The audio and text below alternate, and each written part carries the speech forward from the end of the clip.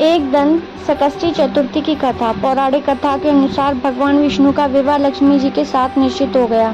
विवाह की तैयारियां होने लगी। सभी देवताओं को निमंत्रण भेजे गए, परंतु गणेश जी को निमंत्रण नहीं दिया। कारण जो भी रहा हो, अब भगवान विष्णु की बारात जाने का समय आ गया। तभी देवता अपनी पत्नियों के साथ विवाह समारोह में आए। उन सबने देखा कि गणेश जी कहीं दिखाई नहीं दे रहे हैं। तब वे आपस में चर्चा करने लगे कि क्या गणेश जी को न्योता नहीं भेजा गया है या स्वयं गणेश जी ही नहीं आए हैं। सभी को इस बात पर आश्चर्य होने लगा। तभी सबने विचार किया कि विष्णु भगवान से ही इसका कारण पूछा जाए।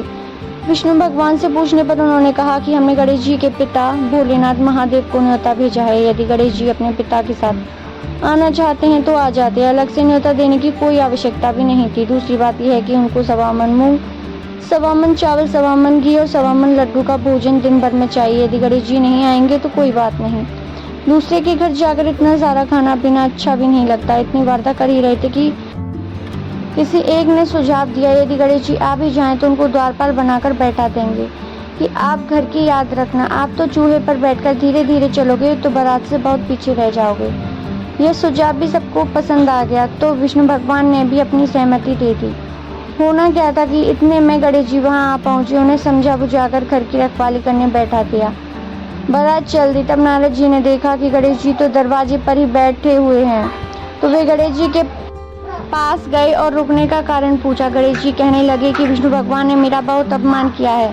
नारद जी ने कहा कि आप अपनी मूषक सेना को आगे भेज दें तो वहां रास्ता खोद देगी, जिससे उनके वाहन धरती में धंस जाएंगे। तब सबको सम्मान पूर्वक बुलाना पड़ेगा। अब तो गणेश जी ने अपनी मूषक सेना जल्दी से आगे भेज दी और सेना ने जमीन पोली कर दी। जब बारात वहां से निकली तो रथों के पहिए धरती में धंस गए। लाख कोशिश करें परंतु पहिए नहीं निकले। सभी ने अपने अपने उपाय किए, परंतु पहिए तो नहीं निकले, बल्कि जगह जगह से टूट गए। किसी की समझ में नहीं आ रहा था कि अब क्या किया जाए। तब तो नारद जी ने कहा, आप लोगों ने गणेश जी का अपमान करके अच्छा नहीं किया। यदि उन्हें मनाकर लाया जाए तो आपका कार्य सिद्ध हो सकता है और यह संकट टल सकता है।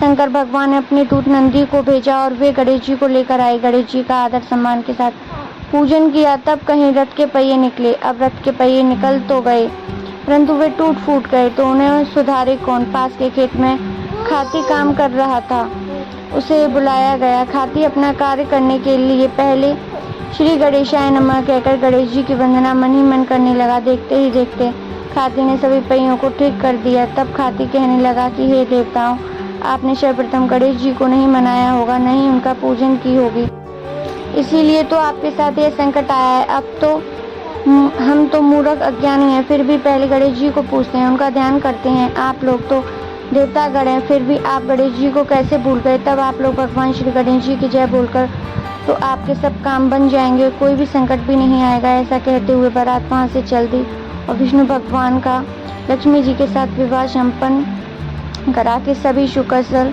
घर लौट आए। हे गणेश जी महाराज, आपने विष्णु को जैसा कार्य सारी हो, जैसा कार्य सबको सिद्ध कर